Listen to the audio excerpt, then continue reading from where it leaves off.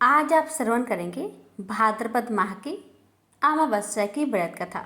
इस साल भादो महीने की अमावस्या सितंबर दिन सोमवार को पड़ रही है, इसलिए यह अमावस्या सोमवती अमावस्या कहलाएगी।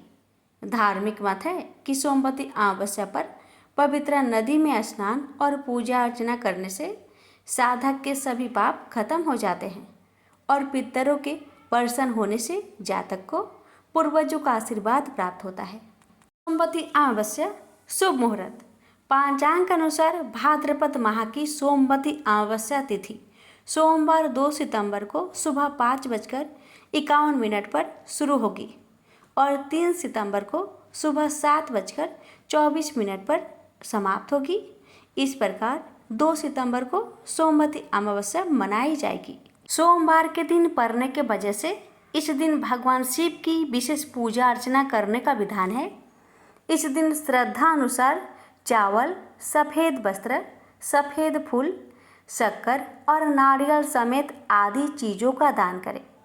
ऐसा करने से शिव जी की कृपा प्राप्त होती है, साथ ही सुख शांति की प्राप्ति होती है। सनातन धर्म में पर्व और व्रत के दौरान विशेष चीज़ों का दान करना कल्याणकारी माना जाता है। इस दिन गरीब लोगों में अन्न, धन और वस्त्र का दान करें। इससे साधक को सभी कार्यों में सफलता प्राप्त होती है और बिगड़े काम पूरे होंगे। इसके अलावा अमावस्या पर काले तिल का दान करना बेहद शुभ माना जाता है। इस दिन महादेव और भगवान विष्णु की पूजा करने के बाद काले तिल का दान जरूर करें। मान्यता के अनुसार इससे साधक को पितृ दोष से मुक्ति मिलती है, साथ ही साधक को कुंडली के बुरे ग्रहों के असर से मुक्ति मिलती है। सुख, समृद्धि और धन्य धान्य की प्राप्ति के लिए सोमवती अमावस्या के दिन आपको पीपल के पेड़ की जड़ में जल अर्पित करना चाहिए। पीपल के वृक्ष में त्रिदेवों का निवास माना जाता है। पीपल की जड़ में पानी डालने से ब्रह्मा, विष्णु, महेश तो प्रसन्न होते ही हैं, साथ ही पितरों का आशीर्वाद भी आपको प्राप्त होता है। यह उपाय आपके समस्त दुखों को दूर कर सकता है। अब आइए श्रवण करते हैं सोमवती अमावस्या की पावन कथा। कथा को बड़े ही श्रद्धा, प्रसन्नचित मन से पूरा अवश्य सुनिएगा। एक साहूकार के 7 बेटे, 7 बहू और एक बेटी थी। साहूकार के घर एक जोगी भिक्षा मांगने आता था। जोगी को साहूकार की बहू भिक्षा देती थी तो वह ले लेता था, लेकिन जब बेटी देती थी तब वह भिक्षा नहीं लेता और कहता कि बेटी सुहागन तो है पर इसके बाद में दुहाग लिखा है। यह बात सुनकर बेटी को चिंता होने लगी और उसका शरीर कमज़ोर होने लगा।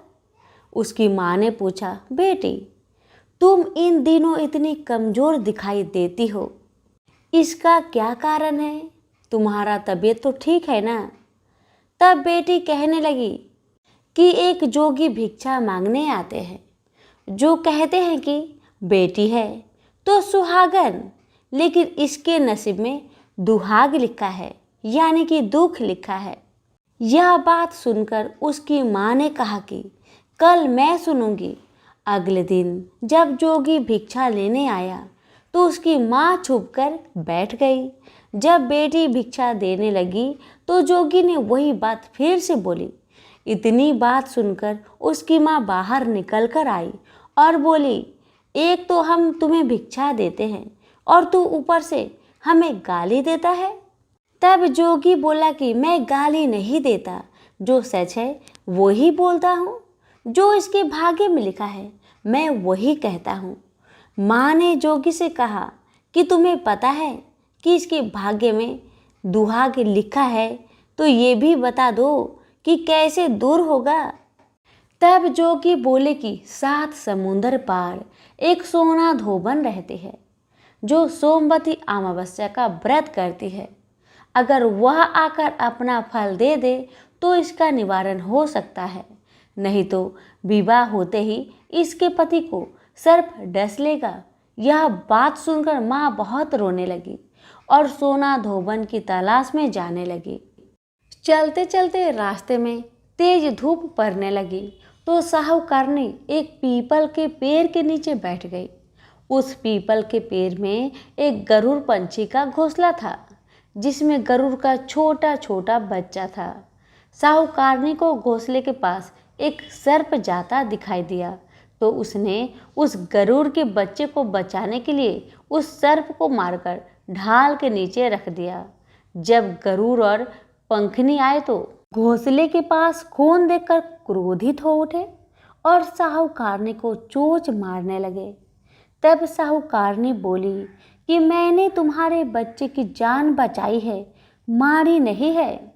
यह सर्प तुम्हारे बच्चे को डसने वाला था, तो मैंने इसे मारकर गिरा दिया। गरुड़ ने सर्प की ओर देखकर कहा, तुमने हमारे बच्चे की जान बचाई है, अब तुम्हें जो मांगना है मांगो। तब साहूकारनी बोली कि मुझे 7 समुंदर पार सोना धोबन के घर छोड़कर आओ। गरुड़ ने साहूकारनी को अपने पीठ पर बैठाकर 7 समुंदर पार सोना धोबन के घर छोड़ाया। वहां जाकर साहूकारनी ने सोचा कि सोना धोबन को कैसे राजी किया जाए। सोना धोबन के 7 बेटे बहू थे। उसकी 7 बहुएं काम को लेकर रोज लड़ाई करती थी और काम भी नहीं करती थी। रात को जब सब सो जाते तो साहूकारनी सोना धोबन के घर जाती और घर का सारा काम करती। गाय को नहलाती, घर की सफाई करती, रसोई का काम करती, चौका बर्तन करती, आटा पीसती, कपड़े धोती, पानी भरती और दिन होने से पहले चली जाती। बहुएं सोचती कि यह सारा काम कौन कर रहा है, लेकिन कभी एक दूसरे से पूछती नहीं कि यह सब काम कौन करता है। एक दिन धोबन ने कहा कि तुम आजकल लड़ती भी नहीं हो, काम भी ठीक कर रही हो। तो बहुओं ने कहा, सासू जी, काम तो हमें ही करना पड़ता है, चाहे हम लड़कर करें या राजी से, इसलिए लड़ाई करने का क्या फ़ायदा। सोना धोबन ने सोचा कि आज देखा जाए कि कौन सी बहू काम करती है, और वह रात को सोई नहीं। उसने देखा कि रात को एक स्त्री आई और पूरा काम करके जाने लगी। तो सोना धोबन ने बोली कि तुम कौन हो और तुम्हें ऐसी क्या ज़रूरत है जो तुम इतना काम कर रही हो। साहूकारनी ने कहा कि ज़रूरत है, तभी तो इतना काम कर रही हूँ। सोना धोबन ने पूछा कि तुम्हें क्या चाहिए। साहूकारनी बोली कि पहले मुझे वचन दो, तब बताऊं। सोना धोबन ने वचन देकर कहा, अब बताइए। साहूकारनी बोली कि मेरे बेटे के भाग्य में दुहाग लिखा हुआ है, इसलिए आप चलकर उसे सुहाग दे और सोमवती करे।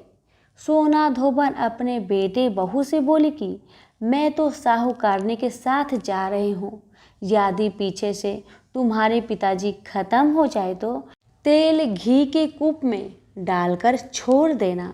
फिर दोनों जनी साहूकारनी के घर चली जाती है। साहूकारनी की बेटी का ब्याह होने लगा। दूल्हा फेरों में बैठ गया। सोना धोबन दूल्हे के घुटने के पास कच्चा कलावा रखा, उसमें दूध डाला और तात का तार लेकर बैठ गई। थोड़ी देर बाद सांप दूल्हे को डसने के लिए आया। सोना धोबन ने कलावा आगे रखा और तार बांध दिया, लेकिन दूल्हा डर के मारे मर गया। तब सोना धोबन ने टीके में से रोली निकाली, मांग में से सिंदूर निकाली, आँख में से काजल निकाला और मेहंदी निकालकर छोटी उंगली से छींटे मारे और बोली कि आज दिन तक मैंने जितने भी सोमवती की अमावस्या व्रत करी है, उनका फल साहूकार की बेटी को लग जाए, और आगे जो मैं सोमवती अमावस्या करूं वह मेरे बेटे को लगे। इतना कहते ही दुल्हा जीवित हो गया और सब सोमवती की जय जयकार बोलने लगे। सोना धोबन वापस जाने लगी। तब साहूकारनी बोली कि तुमने मेरे जमाई को नया जीवन दान दिया है, इसलिए कुछ भी मांगो। वह बोली कि मुझे तो कुछ नहीं चाहिए, सिर्फ एक हांडी दे दो।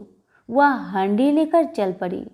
चलते चलते रास्ते में सोमवती आती है तो हंडी का 108 परिक्रमा लगाकर पीपल के वृक्ष के नीचे गाड़कर आ जाती है। घर आकर देखती है कि उसका पति मरा हुआ है, तेल और घी के रूप में पड़ा है। तब वह टीका से रोली निकाली, मांग से सिंदूर निकाला, कोया से काजल निकाली, नुम्बा से मेहंदी निकालकर चिटली अंगुली से छींटे दिए और बोली, मैंने जो रास्ते में सोमवती की है उसका फल मेरे पति को लगे। इतना कहते ही उसका पति उठकर बैठ गया। घर का ज्योतिषी आया और बोला कि जजमान, सोमवती अमावस्या को मेरा क्या है तो दक्षिणा दे। सोना धोबन बोली कि मुझे तो सोमवती रास्ते में आई थी तो कुछ भी नहीं किया, जो कुछ भी किया है वह सब पीपल के नीचे ही गाड़ दिया। ज्योतिषी ब्राह्मण ने जाकर खोद कर देखा तो 108 और 13 सोने के चक्कर मिले। ज्योतिषी ब्राह्मण सबको घर लेकर आया और बोला कि ऐसी फेरी है और मुझे बोल दिया कि कुछ भी नहीं किया। सोना धोबन बोली, यह तो तुम्हारे भाग से ही हुआ है, इसलिए इसे तुम ही ले जाओ। ब्राह्मण बोला कि मेरी तो इसमें चौथी पाती है, बाकी आपका मन हो उसे दे देना। सारी नगरी में बोल दिया गया कि सब सोमवती अमावस्या का व्रत कीजिए।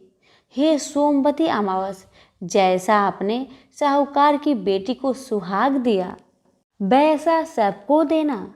सोमवती अमावस्या की कहानी कहने वाले को, सोमवती अमावस की कहानी को सुनने वाले को, हामी भरने वाले को और अपने पूरे परिवार को देना। जय बोलो सोमवती अमावस की जय, शिव शंकर की जय। जब शंकर भगवान से विवाह के बाद माता पार्वती कैलाश पर्वत पर आई थी, तब उन्हें कैलाश पर्वत पर अत्यंत अकेलापन महसूस हुआ। एक दिन उनके मन में ख्याल आया, काश शिव शंकर की कोई बहन होती तो वह उसके साथ बातें करती। पार्वती जी के मन में ये बात अनेकों बार उठी, किंतु उन्होंने शंकर जी को कुछ नहीं बताया। हालांकि माता पार्वती को परेशान देखकर एक बार भोलेनाथ ने पूछा भी था कि कैलाश में कोई समस्या है तो मुझे बताइए देवी। लेकिन भगवान भोलेनाथ तो अंतर्यामी ठहरे। उन्होंने पार्वती जी की मन की बात जान ली। माता पार्वती समझ गई कि शिव शंकर ने उनके दिल की बात को जान लिया है। वह बोली, अगर आप मेरी मन की बात जान ही गए हैं तो भी आप मेरी इच्छा पूर्ण नहीं कर सकते। भगवान शिव शंकर मुस्कुराए और मुस्कुराते हुए देवी पार्वती से बोले, देवी मैं तो आपको ननद लाकर दे दूंगा, लेकिन क्या आप उनके साथ निभा पाएंगी? इसके बाद शंकर जी ने अपनी माया से एक देवी को उत्पन्न किया। हालांकि उनका रूप बड़ा विचित्र था। वह बहुत मोटी थी और उनकी पैरों में काफी दरारें थी। शिव ने उनका नाम अस्वारी देवी रखा। माता पार्वती अपनी ननद को देखकर काफी खुश हुई। इस तरह माता पार्वती को ननद मिल गई। माता पार्वती ने अस्वारी देवी को स्नान करवाया और फिर भोजन पर आमंत्रित किया। लेकिन अस्वारी देवी ने जब खाना शुरू किया तो माता पार्वती के सारे भंडार खाली हो गए। महादेव और अन्य कैलाश वासियों के लिए कुछ भी शेष न रहा। ननद के ऐसे व्यवहार से माता पार्वती को काफी बुरा लगा, लेकिन उन्होंने किसी से कुछ नहीं कहा। इसके बाद माता पार्वती ने अस्वारी देवी को पहनने के लिए नए वस्त्र भेंट किए, मगर वह इतनी मोटी थी कि वह वस्त्र छोटे पड़ गए।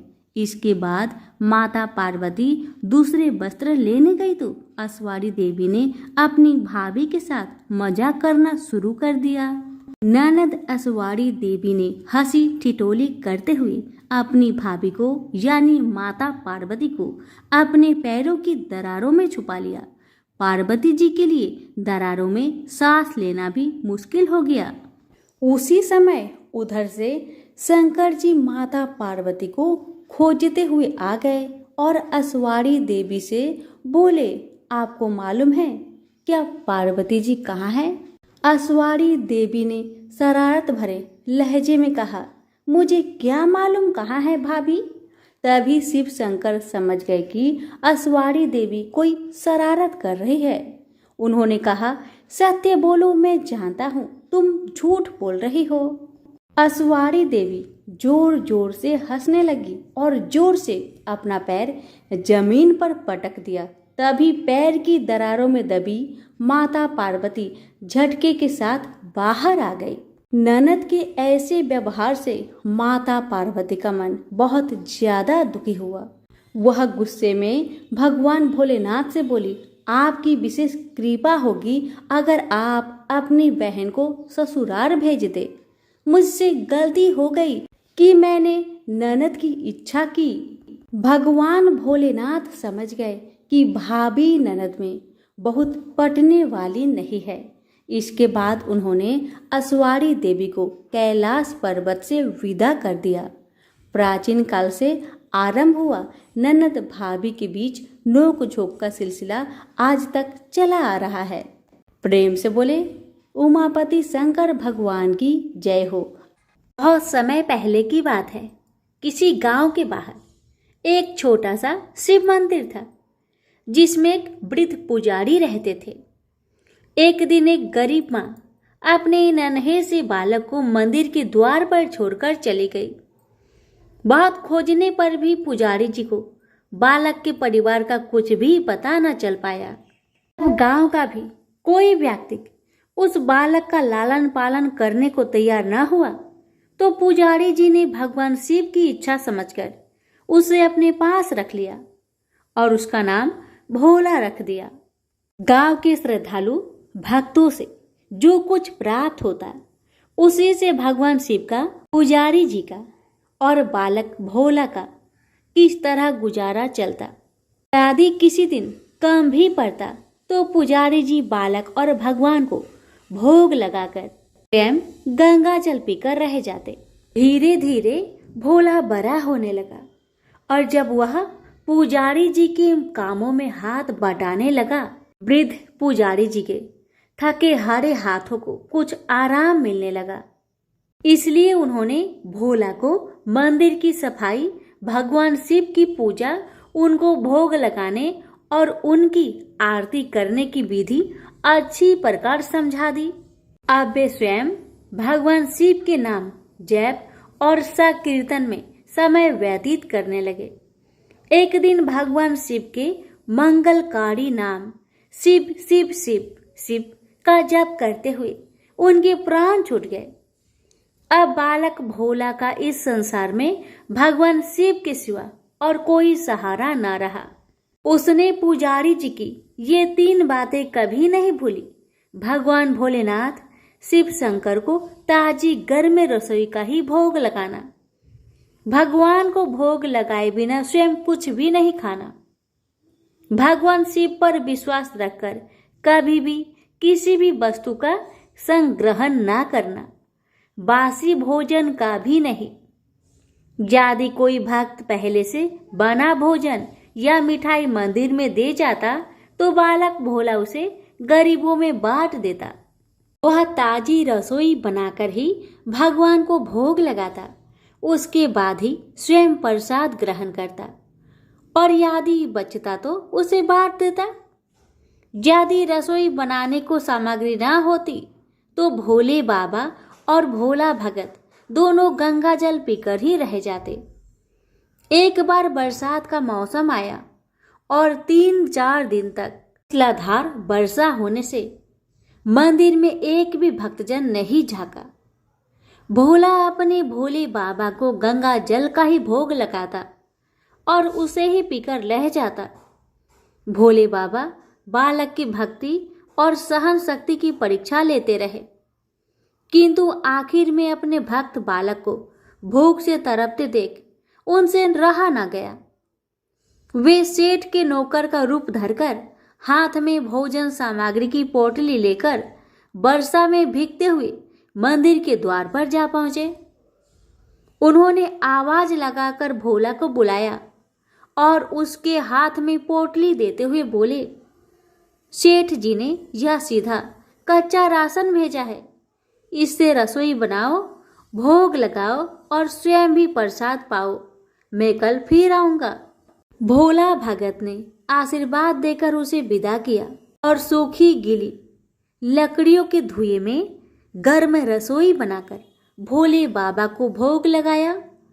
पूरे बरसात के मौसम में भोले बाबा नौकर के भेष में भोला भगत को सीधा देने आते रहे और स्वयं भी गर्मा गर्म रसोई का भोग पाते रहे। एक दिन भोला भगत ने सोचा कि सेठ जी को सीधा भेजते हुए 4 महीने हो चले हैं, किंतु वे स्वयं कभी मंदिर में भोले बाबा का प्रसाद ग्रहण करने नहीं आए।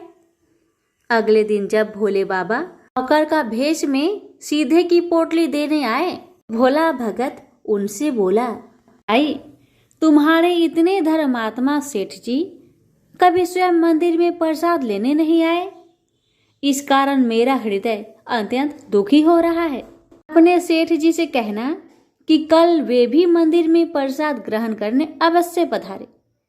सुनकर नौकर बने भोले बाबा चौंक कर घबरा उठे और बोले, पुजारी जी, सेठ जी मेरे द्वारा आपको सीधा भेजते ही हैं। आप इससे भगवान को भोग लगा लेते हैं और स्वयं भी प्रसाद पाते हैं। फिर सेठ जी को बीच में बुलाने की क्या जरूरत है? जैसा चल रहा है वैसा ही चलने दीजिए। भोला बोला, ऐसे कैसे चलने दूं? आपके धर्मात्मा सेठ जी इतने दिनों से सीधा जो भेज रहे हैं, क्या मैं उन्हें भगवान का प्रसाद देने का अपना कर्तव्य भी पूरा ना करूं? मैं किसी का उद्धार खाने वाला नहीं हूं।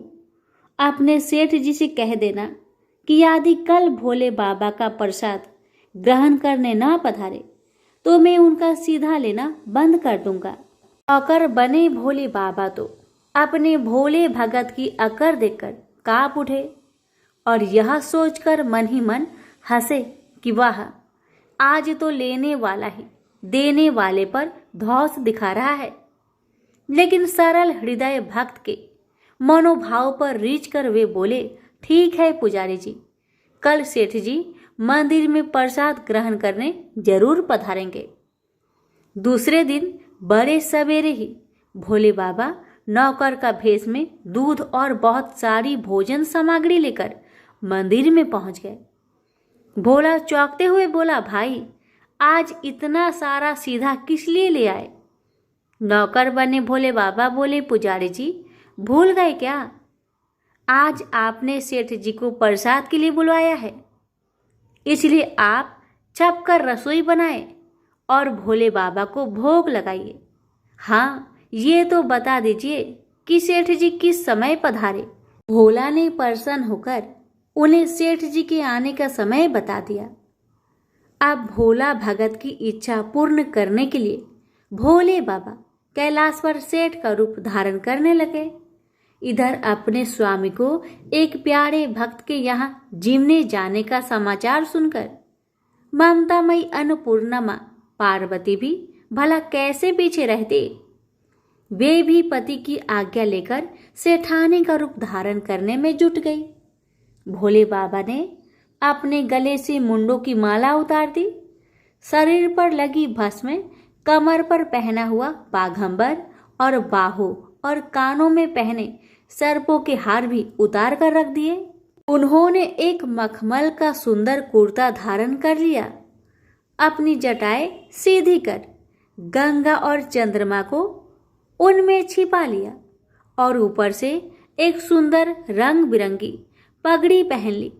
देव नंगे पैर विचरण करने वाले शिव जी ने आज अपने दोनों पैरों में रेशमी जूतियां धारण कर ली। हाथ का त्रिशूल और डमरू भोले बाबा ने नंदी के हाथ में थमा दिया और अपने हाथ में एक सुंदर छड़ी लेकर पार्वती जी के तैयार होने की प्रतीक्षा करते हुए कैलाश पर चहलकदमी करने लगे। इधर पार्वती जी घंटों से मेकअप करने में जुटी हुई थी। उन्होंने आज अपने पति देव के नगर में बनी सुंदर बनारसी साड़ी निकालकर पहनी, जिसका रंग सेठ से बने शिव जी के कुर्ते से मैच कर रहा था। उन्होंने सोने चांदी हीरे के जगमगाते हुए आभूषण धारण कर लिए, पैरों में सुंदर सैंडल पहन ली, बगल में सुंदर सा पर्स दबा लिया और भोले बाबा के बार बार आवाज लगाने के बाद श्रृंगार कक्ष से बाहर निकल कर आई। जब पार्वती जी और शिव जी ने एक दूसरे को सेठ सेठानी के भेष में देखा तो वे चकित होकर एक दूसरे को निहारते ही रह गए। दोनों एक दूसरे को देख देखकर निहाल हुए जा रहे थे। इससे पहले उन्होंने कभी एक दूसरे का ऐसा सुंदर रूप देखा ही नहीं था। जब भगवान गौरी शंकर सेठानी सेठ का रूप धरकर कैलाश से अपने भक्त के यहाँ दावत उड़ाने चले तो गणेश, कार्तिकेय, नंदी, ऋषि मुनि, देवता, देवांगनाएं भी उन्हें देखकर ठगे से रह गए। सेठ बने शिव जी अपने हाथ में ली हुई छड़ी को आधा से घुमाते हुए पृथ्वी पर टेकते हुए चल रहे थे और उनके पीछे पीछे बगल में पर्स दबाए अपनी सैंडल से टक टक और पायलों से छन छन की मधुर ध्वनि करती हुई माँ पार्वती सेठानी बनी हुई चल रही थी। इधर भोला भगत आज सुबह से ही सेठ जी के स्वागत में भांति भांति के पकवान बनाने में जुटा हुआ था। अपने भोले बाबा का भोग तो वह चलते फिरते बना लेता था, किंतु आज उसे कई महीने से भगवान को भोग लगाने के लिए सीधा भेजने वाले सेठ जी को भगवत प्रसाद देना था। अतः आज उसने अपनी सारी पाक कला झोंक डाली थी। उसने सेठ जी द्वारा भेजे हुए चावल धोकर खीर बनाई, उसे धीमी आंच पर पकाकर गाढ़ा किया और उसमें सेठ जी के द्वारा भेजे हुए पिस्ते, बादाम, केसर, चिलगोजे, किशमिश डाले। मिर्च और अदरक को कूटकर उसे बजरा, बेसन और गेहूं के आटे में भरकर मोटे मोटे मिस्से टिक्कर बनाए। रसोई बनाकर भोला भगत पुनः स्नान करने चला गया ताकि स्वच्छ वस्त्र पहनकर भोले बाबा को भोग लगा सके और सेठ जी को उनका प्रसाद पवा सके। जब भोला भगत स्नान करके लौटा तो देखा सेठ जी प्रसाद ग्रहण करने के लिए स्वयं तो आए ही हैं, संग में अपनी सेठानी जी को भी ले आए हैं। भोला ने झट दोनों से राम राम की, उन्हें आसन देकर बैठाया और बोला, मैं अभी भगवान को भोग लगाकर आता हूँ, फिर आपको प्रसाद परोसूंगा। भावना के भूखे भोले बाबा से भूख सहन नहीं हो पा रही थी, इसलिए वे बोले, पुजारी जी भगवान को जल्दी से भोग लगाइए, मुझसे भूख सहन नहीं होती। भोला भगत बोला, सेठ जी भूख तो मुझे भी बड़ी जोर से लग रही है, किंतु मैं अपनी भूख के कारण भगवान को भोग लगाना नहीं भूलता। यदि दुनिया के सारे लोग इसी तरह अपनी भूख के लिए भगवान को भोग लगाना भूल जाए तो भगवान तो भूखे मर जाएंगे। सेठ जी बने भोले बाबा एक पत्तल उठाते हुए बोले, पुजारी जी आप भोग लगाइए, इधर मैं पत्तल परोस लेता हूँ, मुझसे भूख सहन नहीं हो पा रही है। भोला भगत सेठ जी बने भोले बाबा को डांटते हुए बोला, सेठ जी भगवान के काम में ना तो जल्दीबाजी चलती है और न कंजूसी। मैं जब तक भगवान को भोग नहीं लगा लेता आप रसोई के पास भी नहीं फटक सकते। चुपचाप इधर बैठ जाइए और ओम नमः शिवाय जपते रहिए। मैं अभी आता हूँ और आपको पेट भर भोजन कराता हूँ। सेठ बने शिवजी डांट खाकर चुपचाप अपने आसन पर जा बैठे। सेठानी पार्वती उनकी यह दशा देख बड़ी मुश्किल से अपनी हंसी रोक पाई, लेकिन जैसे ही भोला भगत पत्तल में सामग्री लेकर भगवान को भोग लगाने मंदिर में गया, शिवजी पार्वती जी को मौन रहने का संकेत करते हुए चुपके चुपके पैर रखते हुए रसोई में पहुंच गए और उन्होंने एक एक व्यंजन उठाकर चखना शुरू कर दिया। भोले बाबा को प्रसाद को चखते ही भौंकचक्के रह गए। खीर में चीनी की जगह नमक भरा हुआ था और सब्जियों में चीनी भरी हुई थी। जैसे ही भोले बाबा ने रोटी का एक ग्रास तोड़कर मुंह में दिया तो सी सी करने लगे, क्योंकि रोटी में मिर्च ही मिर्च भरी थी। वो सी सी करते हुए उल्टे पैर भाग आए और अपने आसन पर जा बैठे। माँ पार्वती अपने स्वामी की यह हालत देखकर खिलखिलाकर हंस पड़ी। इससे पहले कि भोले बाबा पार्वती जी के सामने कुछ सफाई दे पाते, भोला भगत ओम नमः शिवाय मंत्र का जप करते हुए आ पहुंचा। उसने भोग को रसोई में मिलाकर उसे पवित्र बना डाला और फिर सेठानी के सामने पत्तल परोसकर हाथ जोड़कर बोला, सेठ जी, अब आप जी भरकर प्रसाद पाइए। भोले बाबा तो अभी अभी भक्त की भक्ति से जोरदार उसके हाथ की बनी हुई रसोई चख चुके थे, अतः उसे जिमने की बात सुनकर उनके पसीने छूटने लगे। कभी वे भोला का तो कभी पार्वती का मुख देखने लगते। भोला को सेठ जी की ढील बर्दाश्त नहीं हुई और बोला, सेठ जी, अब क्या हो गया आपको? अभी अभी तो इतनी उतावली मचा रहे थे, अब क्यों नहीं जिमते? आप जिमोगे तभी तो माता जी भी प्रसाद ग्रहण करेगी और फिर मैं भी प्रसाद पाऊंगा। भोला की ललकार सुनकर भोले बाबा ने चुपचाप खीर का कुल्हड़ उठाया और सारी नमकीन खीर गटागट पी गए। कुल्हड़ खाली होने की देर थी कि भोला ने उसे झट से भर दिया। अपने प्रिय भक्त के हाथों से परोसे हुए भोग में भगवान को आज दुगना स्वाद आने लगा। भोला परोसता गया और भोले बाबा पीते गए। जगत माता पार्वती भक्त और भगवान दोनों के प्रेम को देख देखकर मंत्र मुग्ध हो रही थी। जब सारी रसोई समाप्त हो गई तो भगवान ने एक जोर से डकार ली। भोला को होश आया और बोला, वाह सेठ जी वाह, मैं ही बावला था जो इतनी थोड़ी सी रसोई बनाई। मुझे पता होता कि आपको प्रसाद ग्रहण करने का इतना शौक है तो और भी ज्यादा रसोई बनाता। भोले बाबा अपने पेट पर हाथ फेरते हुए सेठानी बनी पार्वती की ओर मुस्कुराकर देखते हुए बोले, पुजारी जी, मैं इतना रोज कहाँ खाता हूँ, किंतु आज प्रसाद इतना स्वादिष्ट बना था कि अपने पर बस नहीं कर रहा और खाता ही चला गया। किंतु तभी भोला भक्त रुआसा होकर बोला, सेठ जी, वह तो आपने ठीक किया, लेकिन माता जी तो भूखी ही रह गई। ममतामयी पार्वती माँ से भोला का रुआसा मुख देखा नहीं गया। उन्होंने बची हुई खीर की 4 बूंदें अपने कंठ में टपका ली।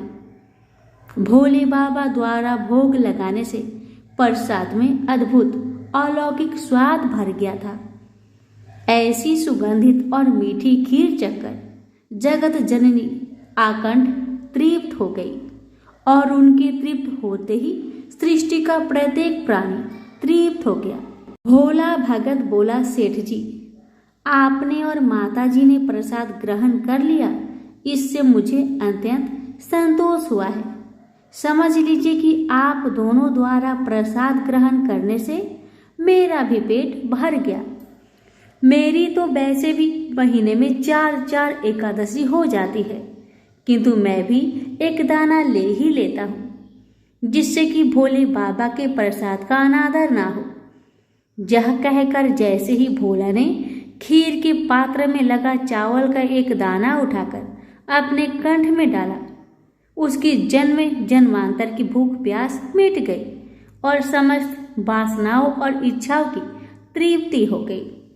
उसके ज्ञान के नेत्र खुल गए और उसने देखा कि उसके सम्मुख त्रिलोकीनाथ भगवान शंकर और जगत जननी माँ पार्वती आशीर्वाद की मुद्रा में मुस्कुराते हुए खड़े हैं।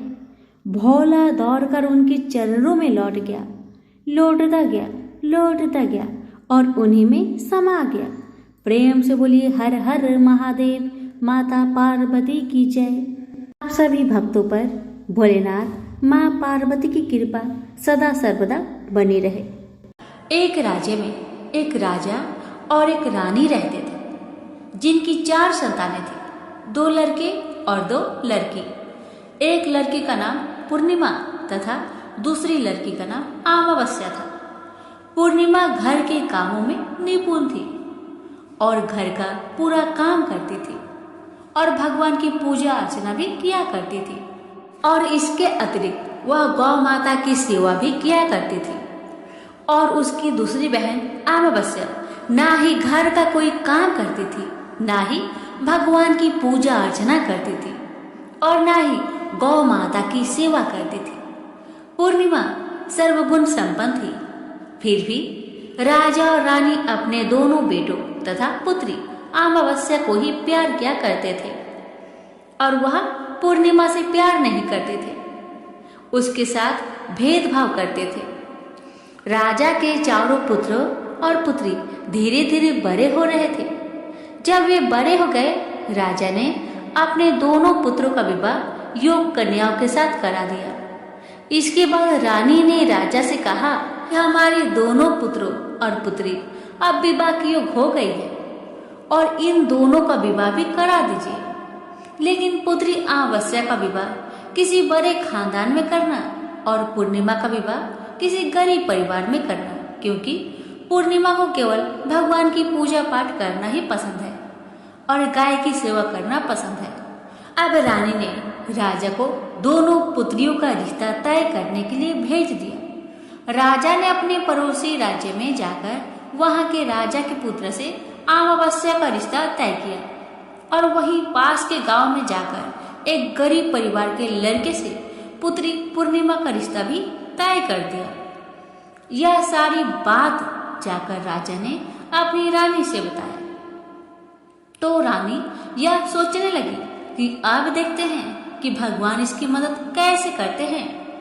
यह बहुत ही पूजा पाठ करती है और भगवान में मगन रहती है। पूर्णिमा का भाई और उसकी भाभी पूर्णिमा से बहुत प्यार करते थे, क्योंकि पूर्णिमा उनके घर के कामों में उनका साथ देती थी और कामों में उनका हाथ बताती थी, और यही उनकी दूसरी बहन अमावस्या उन पर अपना रोक जमाती है और घर का कोई कार्य नहीं करती। कुछ समय बीत जाने के बाद दोनों पुत्रियों का विवाह भी हो जाता है। राजा और रानी के विवाह के बाद अपनी दोनों पुत्रियों को विदाई देते हैं। विदाई देते समय राजा और रानी पुत्री अमावस्या को बहुत सारा धन दौलत देकर विदा करते हैं और पूर्णिमा को कुछ भी नहीं देते, खाली हाथ अपने घर से विदा करते हैं। इसके बाद दोनों बहनें अपने अपने ससुराल को चली जाती हैं। कुछ दिन बीत जाते हैं और एक दिन अमावस्या अपने घर पर भगवान भोलेनाथ का व्रत रखती है, कथा रखती है, जिसमें वह सभी गांव वालों को निमंत्रित करती है, पर अपनी बहन पूर्णिमा को नहीं बुलाती। जब गांव की सभी औरतें अमावस्या के यहाँ जाती है तो ये सब दृश्य पूर्णिमा अपने घर के दरवाजे के बाहर बैठकर देख रही होती है। तब वहां से गुजर रही औरतें पूर्णिमा से कहते हैं कि तुम्हारी बहन के यहाँ शिव जी की कथा रखी है, क्या तुम नहीं चलोगी? तो पूर्णिमा ने कहा, मुझे मेरी बहन ने नहीं बुलाया है, मैं नहीं जा सकती। सभी गांव की औरतों ने पूर्णिमा से कहा, बुलाया नहीं तो क्या हुआ, भगवान शिव की कथा है, तुम हमारे साथ चलो। गांव की सभी औरतें की बात मानकर पूर्णिमा भी उनके साथ भगवान शिव की कथा में अमावस्या के घर चली जाती है। जब अमावस्या की नजर पूर्णिमा पर पड़ती है तो वह कहती है कि तुम यहाँ कैसे चली आई, मैंने तो तुम्हें नहीं बुलवाया था। खैर कोई बात नहीं, अब तुम आ ही गई हो तो चुपचाप बैठी रहना। और यह कहते हुए अमावस्या पूर्णिमा की गर्मी की मजाक उड़ाया। पूर्णिमा की आंखों में आंसू आ गए और रोते रोते मन ही मन पूर्णिमा भगवान शिव से विनती करती रही, हे भगवान, क्या पूजा पाठ करना गलत है? गौ माता की सेवा करना गलत है? आखिर मेरी गलती ही क्या है? आप मुझ पर अपनी कृपा दृष्टि कब बनाएंगे? पूर्णिमा बार बार शिव जी से यही कहती रही। इतने में शिव की कथा पूरी हो जाती है और अमावस्या भगवान का प्रसाद बांटने लगती है। वह सभी लोगों को प्रसाद देती है, पर पूर्णिमा को वह प्रसाद नहीं देती। बिना प्रसाद के ही पूर्णिमा अपने घर को लौट जाती है। रास्ते में वह सोचती है कि यदि मैं खाली हाथ अपने घर पे गई तो बच्चे प्रसाद मांगेंगे, तो वह उन्हें क्या जवाब देगी। ये सोचकर पूर्णिमा ने सोचा, क्यों ना मैं अपने मायके भाई भौजाई के पास चली जाऊं, वहां से अपने बच्चे के लिए कुछ लेकर आऊंगी। ऐसा सोचते हुए वह अपने घर को वापस लौट आई और अपने पति और बच्चे को कहती है कि मैं अपने मायके जा रही हूँ। पति और बच्चे ने कहा, ठीक है। कुछ समय के बाद पूर्णिमा अपने मायके के लिए रवाना हो गई। चलते चलते एक चबूतरा आया और उस चबूतरे पर तुलसी जी का पौधा लगा था और उसी चबूतरे के बगल में, तुलसी जी की पौधे के बगल में एक बूढ़ी माई बैठी हुई थी और वह कोई नहीं, साक्षात तुलसी माँ थी। वह पूर्णिमा की परीक्षा लेने के लिए वहां बैठी थी। जब उस बूढ़ी माँ ने पूर्णिमा को देखा तो कहा, बिटिया तुम कौन हो और कहाँ जा रही हो? पूर्णिमा ने अपना परिचय दिया। परिचय देने के बाद बूढ़ी माई पूर्णिमा से कहती है कि यहाँ तुलसी का पौधा सूख रहा है, इसमें थोड़ा पानी डाल दो और इस चबूतरे की साफ सफाई कर दो, जिससे मुझे थोड़ा ठंडक मिलेगी। पूर्णिमा ने कहा, ठीक है माँ, मैं तुलसी में पानी डाल देती हूँ और यहाँ की साफ सफाई भी कर देती हूँ। पूर्णिमा ने साफ सफाई करने के बाद माँ को भी नहला दिया और नहलाने के बाद बूढ़ी माई की सेवा भी की, उनकी पैर दबाए और फिर पूर्णिमा ने कहा, माँ और मैं आपकी क्या सेवा करूँ, बताइए। बूढ़ी माई कहते हैं, नहीं बेटा, अब कोई भी काम नहीं, तुम जाओ, पर वापस आते समय मुझसे मिलते हुए जाना। पूर्णिमा ने बूढ़ी माँ से कहा, ठीक है माँ, जब मैं आऊंगी आपसे जरूर मिलूंगी। कुछ दूर आगे चलने के बाद एक शिव मंदिर आया। वहां पर उसे एक बूढ़ा बाबा मिले जो मंदिर के बाहर बैठे हुए थे और वह कोई नहीं, साक्षात भोलेनाथ थे। वो भी पूर्णिमा की परीक्षा लेने के लिए बैठे थे। उन्होंने पूर्णिमा को देखा तो कहा, बेटी तुम कहाँ जा रही हो? तब पूर्णिमा ने अपना परिचय दिया और फिर बूढ़े बाबा ने पूर्णिमा से कहा कि देखो बेटी, इस चबूतरे की ओर, इस मंदिर की ओर कितनी गंदगी पड़ी है, क्या तुम इस मंदिर की चबूतरे को साफ कर दोगी? तो पूर्णिमा ने कहा, क्यों नहीं बाबा, जरूर साफ करूंगी और अभी साफ कर देती हूँ। पूर्णिमा ने मंदिर की बहुत अच्छे से साफ सफाई की, चबूतरे की भी बहुत अच्छे से साफ सफाई की और वहां पर बैठकर भोलेनाथ की पूजा अर्चना भी की। और पूजा अर्चना करने के बाद वह बूढ़े बाबा को भी नहला दी और उनसे कहा कि बाबा आपका और कोई काम है तो मुझे बतलाइए। तब बूढ़े बाबा ने कहा, बेटी नहीं, और कोई काम नहीं है, बस तुम जब वापस आएगी तो मुझसे एक बार मिलते हुए जाना। तो पूर्णिमा ने कहा, ठीक है बाबा, जब मैं आऊंगी आपसे जरूर मिलूंगी। अब पूर्णिमा कुछ दूर आगे गई तो उन्हें एक काली जी का मंदिर देखा और मंदिर के बाहर एक बूढ़ी अम्मा चबूतरे पर बैठी हुई थी। उस बूढ़ी अम्मा ने पूर्णिमा को देखा तो कहा, बेटी तुम कौन हो और कहाँ जा रही हो? पूर्णिमा ने अपना परिचय बूढ़ी अम्मा को दिया। तब बूढ़ी माँ ने कहा, देखो इस मंदिर में कोई भी पूजा पाठ करने के लिए नहीं आता, इसलिए मंदिर बहुत गंदी हो गई है, क्या तुम इस मंदिर की साफ सफाई कर दोगी? तो पूर्णिमा ने कहा, हाँ माँ, क्यों नहीं, मैं साफ कर दूंगी।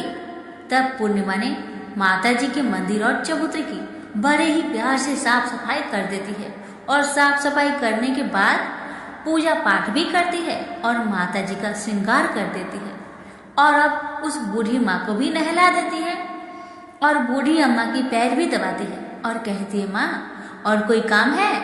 तब माता जी कहती है, ना बेटा, और कोई काम नहीं है, बस इतना है कि जब तुम अपने मायके से वापस आओगी तो मुझसे एक बार मिलते हुए जाना।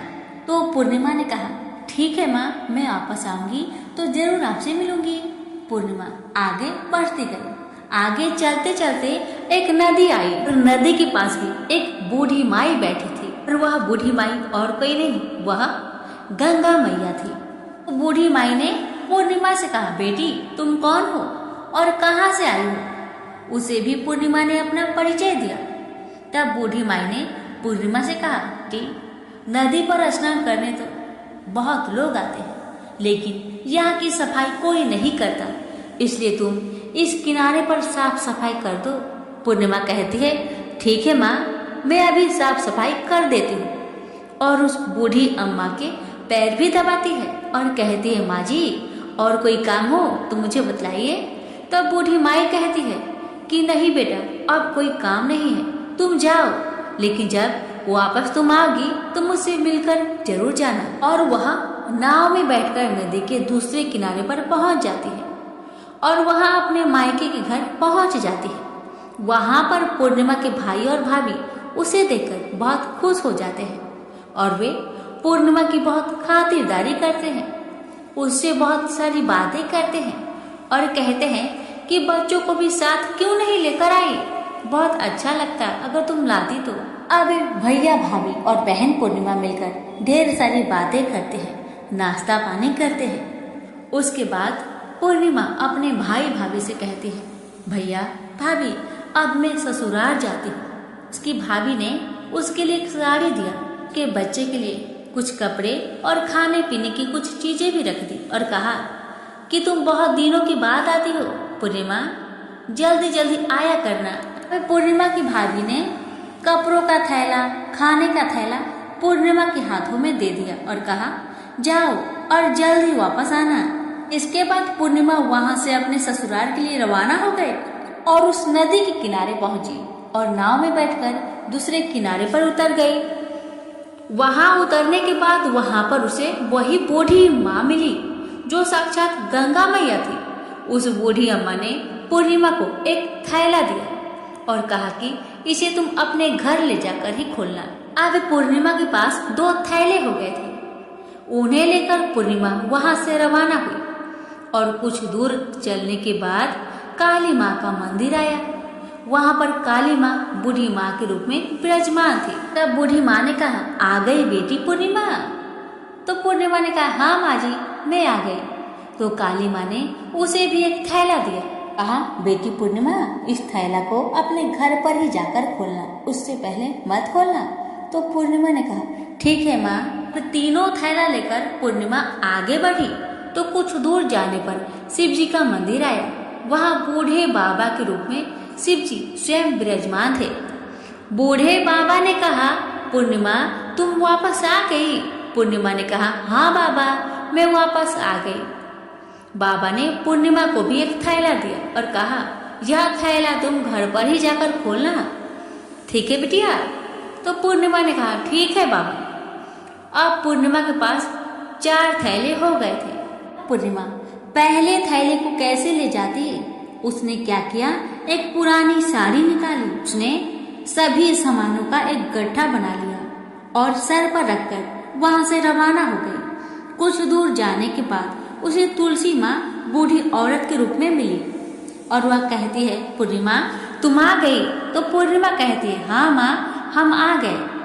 तब बूढ़ी माँ ने भी उसे एक थैला दिया और कहती है, बेटा इसे अपने घर को जाकर ही खोलना। तो पूर्णिमा ने कहा, ठीक है माँ जी। अब पूर्णिमा के पास 5 थैले हो गए थे। पूर्णिमा वहां से रवाना हुई तो वापस अपने घर पहुंच गई। पूर्णिमा ने अपने सर की थैले को नीचे रखा और सबसे पहले अपने मायके का थैला खोलकर देखने लगी।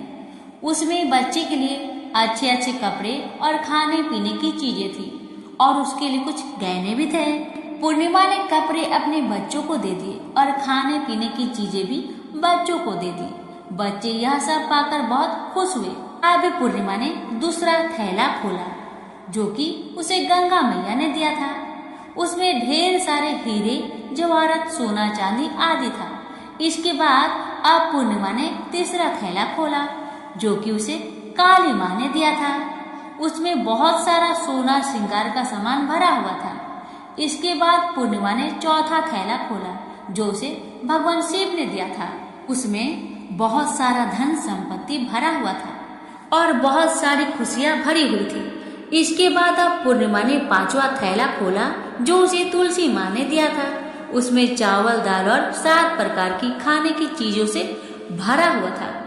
अब पूर्णिमा के घर में किसी भी चीज की कमी नहीं रही। उसका घर धने धान्य से भरा हुआ था और परिपूर्ण था। अब पूर्णिमा और उसका परिवार सुखमय जीवन व्यतीत करने लगे। अब पूर्णिमा के मन में विचार आया कि क्यों ना वह शिव जी की कथा कराए और शिव जी की कथा में एक बहुत बड़ा कार्यक्रम भी रखा। पूर्णिमा ने गांव के सभी लोग को निमंत्रण दिया और घर घर जाकर सभी लोगों को बुलाया। पूर्णिमा अपनी बहन अमावस्या के घर भी गई और अमावस्या को भी शिव जी की कथा के लिए उसके घर में उसे बुलाया। जब अमावस्या पूर्णिमा के घर शिव जी की कथा में आई तो उसने देखा कि पूर्णिमा के घर में किसी भी चीज की कोई कमी नहीं है। इतना सारा धन दौलत देखकर अमावस्या आश्चर्यचकित हो गई।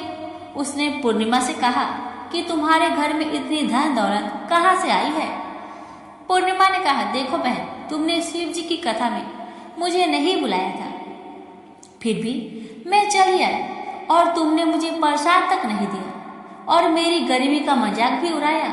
उसके बाद मैं अपने घर आई। घर आते हुए मन ही मन मैं सोच रही थी कि अपने मायके जाऊंगी और मैं अपने मायके चली गई और जो कुछ घटना इस बीच हुआ वह सभी घटना अपनी बहन अमावस्या को बताती है। तो अमावस्या कहती है कि तुम भी मुझे प्रसाद मत दो और मुझे डांटो। लेकिन पूर्णिमा ने कहा कि यह तो भगवान का प्रसाद है, मैं तो सबको दूंगी और तुम्हें भी दूंगी। फिर भी अमावस्या ने प्रसाद नहीं लिया और वह सीधे अपने घर को चली गई और घर जाकर अपने बच्चे और पति से कहती है, मैं अपने मायके जा रही हूँ। इतना कहकर अपने मायके को निकल गई। रास्ते में भी चलते चलते तुलसी माँ मिली जो चबूतरे पर बूढ़ी माँ के रूप में बैठी थी। बूढ़ी माँ ने अमावस्या से कहा, बेटी तुम कौन हो और कहाँ जा रही हो? अमावस्या ने अपना परिचय दिया। बूढ़ी माँ ने कहा, बेटी यह तुलसी का पौधा सूख रहा है, इसमें थोड़ा सा पानी डाल दो और इस चबूतरे की साफ सफाई कर दो। पर इस पर अमावस्या ने कहा, बुढ़िया तुझे दिखाई नहीं दे रहा, मैं इतनी महंगी साड़ी पहन रखी हूँ और यह गंदी हो जाएगी। ऐसा कहकर वहां से आगे चली गई और आगे जाने पर उसे भगवान शिव मिले जिसे भी उसने ऐसा ही कहा। उसके बाद आगे जाने पर उसे काली माँ मिली जिसे भी उसने यही सारी बातें कही और आगे जाने पर उसे गंगा माँ मिली जिसे भी उसने यही सब कहा और आगे चली गई। इसके बाद अमावस्या जब नाव में बैठने लगी तो फूलों की जगह कांटे भरे हुए थे जो उनके पैर में चुभ रहे थे। किनारे पर उतरकर वहां से वह मायके चली गई। उसके भैया भाभीओं ने उसे आते हुए देखा तो मन ही मन कहने लगे, काम की ना काज के, 2.5 मन अनाज के। अब आ गई है तो ठीक है, पूर्णिमा तो हमारे कामों में हाथ बताती थी, यह कोई काम करेगी तो नहीं। भाभी ने अमावस्या के लिए खाना बनाया। अमावस्या ने खा पीकर वहीं पे सो गई। जब सुबह हुआ तो वह उठी और अपने भैया भाभी से कहा कि मैं ससुराल जा रही हूँ। उन्होंने कहा, ठीक है जाओ।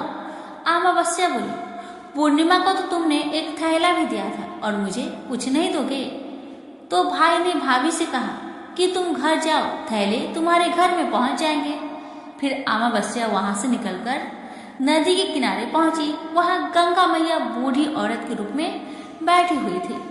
बूढ़ी माँ ने कहा, आ गई बेटी? तो उसने कहा, हाँ माँ मैं आ गई। इसके साथ ही उसने कहा कि तुमने तो पूर्णिमा को एक थैला दिया था और मुझे थैला नहीं दोगी? तो बूढ़ी अम्मा ने कहा, तुम घर जाओ, तुम्हारे घर में थैला पहुंच जाएगा। इसके बाद आगे जाने पर उसे काली माता मिली जिसने भी अमावस्या को यही कहा। आगे जाने पर उसे भगवान शिव मिले, उन्होंने भी वही बात कही। अब आगे जाने पर तुलसी माता मिली। जब तुलसी माता से भी अमावस्या ने थैला मांगा तो तुलसी माता ने भी वही जवाब दिया, तुम जाओ, तुम्हारे घर में पहुंच जाएगा। अब अमावस्या अपने घर पहुंच गई। आंगन में देखा तो वहां पर 5 थैले पड़े हुए थे। अमावस्या ने मन ही मन में सोचा कि अब तो मेरे पास भी बहुत सारी धन दौलत आ जाएगी, जल्दी जल्दी ने सारे थैली को खोला। किसी में मिट्टी थे तो किसी में पत्थर, किसी में कंकर और किसी में कोयला। उसे मायके से भी कुछ नहीं मिला था। इन थैलों में भी कुछ नहीं था। अमावस्या दौड़ती हुई पूर्णिमा के घर गई और कहती है कि तुम्हें तो इतना कुछ मिला बहन, मुझे तो कुछ नहीं मिला, आखिर क्यों? तब पूर्णिमा कहती है, जब मैं अपने मायके जाती हूँ तो अपनी भाभियों के साथ उनके काम में हाथ बटाती हूँ, उनके साथ मिलकर काम करती हूँ, लेकिन तुम ऐसा कुछ नहीं करती, उनकी इज्जत भी नहीं करती, इसलिए वह भला तुम्हें क्या देंगे? इसके बाद तुमने गंगा मैया को ठुकरा दिया और काली माँ को भी ठुकरा दिया और भगवान शिव को भी तुमने ठुकरा दिया, इसलिए उन्होंने भी तुम्हें कुछ नहीं दिया। अमावस्या कहती है, बहन तुम मुझे माफ कर दो, मैंने तुम पर हमेशा अत्याचार किया है, मुझे कुछ नहीं मिला तो कोई बात नहीं, मैं भी भगवान की भक्ति करूंगी और सब कुछ प्राप्त कर लूंगी, मुझे इन सब चीजों का रहस्य बताओ। तो पूर्णिमा ने कहा, तुम 3 सूत्र का ज्ञान ले लो और उसकी कथा करना। पहला सूत्र में दया मांगना, दूसरे सूत्र में कथा मांगना और तीसरे सूत्र में 108 बार ओम नमः शिवाय का जाप करना। भगवान ने यह सूत्र दिए हैं, उनको अपने हृदय में बसा लेना। मैंने भी यह 3 सूत्र अपने जीवन में अपनाए थे और सच्चे मन से भगवान की भक्ति पूजा पाठ की थी। फिर भगवान ने मुझे यह सब कुछ दिया और तुम्हारे पास जो कुछ था वह भी समाप्त हो गया। इसके बाद अमावस्या अपने घर गई और भगवान की पूजा पाठ करने लगी और भगवान शिव से उसने माफी मांगी और गौ माता की सेवा भी की और दूसरों की मदद भी करने लगी। नाथ की कृपा से अमावस्या के घर में भी अन्न धन के भंडार भर गए। तो प्रेम से बोलिए उमापति शंकर भगवान की जय। बात उस समय की है जब परशुराम ने अपनी प्रतिज्ञा के अनुसार पृथ्वी को क्षत्रियों से रहित कर दिया था। तब वे अपने गुरु भूतनाथ के चरणों में प्रणाम करने और गुरु पत्नी अम्बा तथा उनके नारायण तुल्य दोनों गुरुपुत्र कार्तिकेय और गणनायक को देखने की लालसा से कैलाश पहुंचे। वहां उन्होंने अत्यंत अद्भुत कैलाशपुरी का दर्शन किया। अपने गुरु की उस दिव्य पुरी के दर्शन कर उनका नंदन आनंद विभोर हो गए। फिर उन्होंने शिव का 15 योजन ऊंचा और 4 योजन विस्तृत अत्यंत सुंदर आश्रम देखा। परशुराम वहां सबसे मिले और उन्होंने सबसे बात की। इसके बाद वे नंदीकेश्वर से आज्ञा प्राप्त कर प्रसन्नता पूर्वक आश्रम के भीतर प्रविष्ट हुए। कुछ ही आगे जाने पर महातपस्वी परशुराम ने बहुमूल्य रत्नों से निर्मित सैकड़ों मंदिर देखे।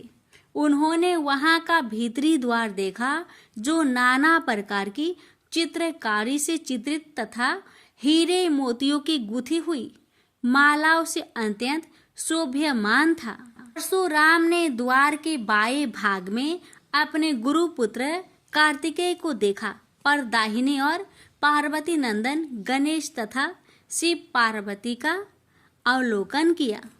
वे वहां रत्नाभरण भूषित बहुमूल्य रत्नों से बने सिंहासनों पर आसीन थे। परशुराम सबसे मिलते और प्रेम पूर्वक बात करते हुए प्रसन्नचित चित्त से आगे बढ़े ही थे कि गणेश ने उन्हें देखकर कहा, शूलपाणी इस समय शयन कर रहे हैं, मैं उन परम प्रभु की आज्ञा प्राप्त कर तत्काल तुम्हें साथ ले चलूंगा, बस इतनी देर रुक जाओ। परशुराम ने गणेश के सम्मुख खड़े खड़े उत्तर दिया, बंधुवर, मैं अपने गुरु शिव व माता पार्वती के दर्शन करना चाहता हूँ, मैं उनके चरणों में प्रणाम कर अभी लौट जाऊंगा। गणेश ने उन्हें अनेक प्रकार से समझाते हुए कहा, इस समय भूतेश्वर शिव एवं माता पार्वती अंतःपुर में है, अतएव अभी आपको वहां नहीं जाना चाहिए। परम गुरुदेव शिव एवं माता पार्वती के चरण कमलों के दर्शन करने का मेरा सहज अधिकार है, परशुराम अपने आग्रह पर दृढ़ थे, किंतु गणेश उन्हें अत्यंत विनय पूर्वक समझाते रहे। मैं तो परम पिता शिव एवं माता पार्वती के दर्शनार्थ जाऊंगा ही। यह कहकर परशुराम आगे बढ़ना ही चाहते थे कि गणेश ने उन्हें रोक दिया। 21 बार पृथ्वी को क्षत्रियों से रहित करने वाले भृगु नंदन कुपित हो गए और उनका गणेश से विवाद ही नहीं हुआ, हाथापाई भी होने लगी। कुमार कार्तिकेय ने उन्हें समझाने का प्रयास किया, किंतु क्रोध परशुराम ने उन्हें धक्का दे दिया, जिससे वह गिर गए। शिव पुत्र गणेश ने उठकर परशुराम की उद्दंडता के लिए उनकी भर्त्सना की, तो क्रोध परशुराम ने अपना तीक्ष्ण परशु उठा लिया। तब गणेश ने अपनी सूंड बढ़ाकर उन्हें उसमें लपेट लिया और घुमाने लगे। गणेश की सूंड में लिपटे परशुराम सर्वथा असहाय और निरुपाय थे। गणेश के योग बल से परशुराम अस्तंभित रह गए। गणेश ने परशुराम को सप्तद्वीप, सप्त पर्वत, सप्त सागर, भूलोक, स्वर्गलोक, जनलोक, ध्रुवलोक, गौरीलोक और शंभुलोक में घुमाते हुए समुद्र में फेंक दिया। परशुराम समुद्र में तैरने लगे तो निरामयी गणनाथ ने उन्हें पुनः अपनी सूंड में उठा लिया और घुमाते हुए बैकुंठ धाम दिखाकर गोलोक धाम का दर्शन करा दिया। वहां परशुराम ने मंद मंद मुस्कुराते हुए बंसी विभूषित नव निरत श्री कृष्ण के साथ रासवेणी राधा का दर्शन किया, तो वे बार बार उनके मंगलमयी चरण कमलों में प्रणाम करने लगे। कुछ देर बाद परशुराम सचेत होकर पृथ्वी पर गिर पड़े। समय उनका प्रतिवादी मुख स्तंभ गणेश जी द्वारा किया हुआ स्तंभन भी दूर हो गया। तब उन्होंने अपने अभीष्ट देवता श्री कृष्ण के जगत गुरु शिव द्वारा प्रदत्त परम दुर्लभ स्रोत एवं कवच का स्मरण किया और संपूर्ण शक्ति से सूर्य की प्रभा के तुल्य तीक्ष्णतम अपने परशु से गौरी नंदन पर प्रहार कर दिया। गणेश ने अपने परम पूज्य पिता के अमोघ अस्त्र का सम्मान करने के लिए उसे अपने बाएं दांत से पकड़ लिया। शिव शक्ति के प्रभाव से वह तेजस्वी परशु गणेश के बाएं दांत को समूल काट कर पुनः रेणु का पुत्र परशुराम के हाथ में लौट आया। गणेश का दांत टूटते ही भयानक गर्जना हुई और रक्त का फवारा फूट पड़ा। मुंह से निकलकर रक्त से सना दांत भूतल पर गिर पड़ा। उस समय धरित्री कांप उठी। यह दृश्य कार्तिकेय, क्षेत्रपाल आदि पार्षद तथा शून्य में देवगण अत्यंत भयभीत होकर हाय हाय करने लगे। कैलाशवासी डर से मूर्छित हो गए। निंद्रापति सुधत्मा शिव की निंद्रा भंग हुई। बेटा यह क्या हुआ? दौड़ी हुई पार्वती आई तो उन्होंने अपने पुत्र गणेश के टूटे दांत तथा रक्त से सने हुए मुंह को देखा और देखा कि उनके हृदय खंड गणेश क्रोध शून्य परम शांत लज्जा से सिर झुकाए खड़े हैं।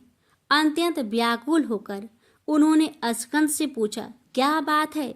यह कैसे हुआ? स्कंद द्वारा संपूर्ण वृत्तांत सुनकर पार्वती अत्यंत क्रोध हुई और अपने प्रिय पुत्र गणेश जी को सीने से लगाकर रोती हुई शिव से बोली, मेरे पुत्र गणेश और आपके शिष्य परशुराम में किसका दोष है? आप ही निर्णय करें।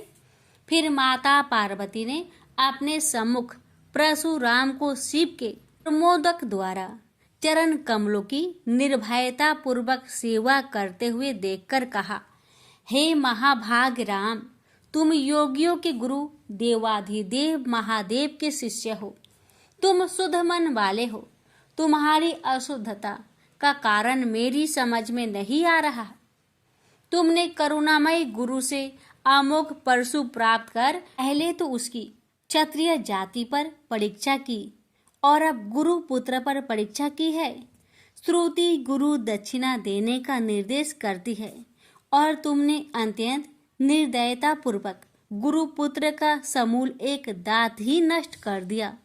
अब इसका सिर भी काट डालो।